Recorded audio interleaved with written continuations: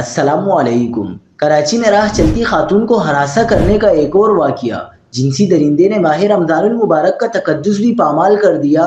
خاتون کو ہراساں کرنے والے شخص کو گرفتار کر لیا گیا۔ کیا آپ حالات حاضرہ سے آگاہی حاصل کرنا چاہتے ہیں؟ خبر کے پیچھے چھپے اصل حقائق جاننا چاہتے ہیں تو ابھی سبسکرائب کیجئے جلمل پاکستان کو اور ساتھ ہی گھنٹی کے نشان پر کلک کر دیں۔ آپ کو بتاتے چلیں کہ کراچی میں راہ چلتی خاتون کو ہراساں کرنے کا ایک اور واقعہ سامنے آ گیا۔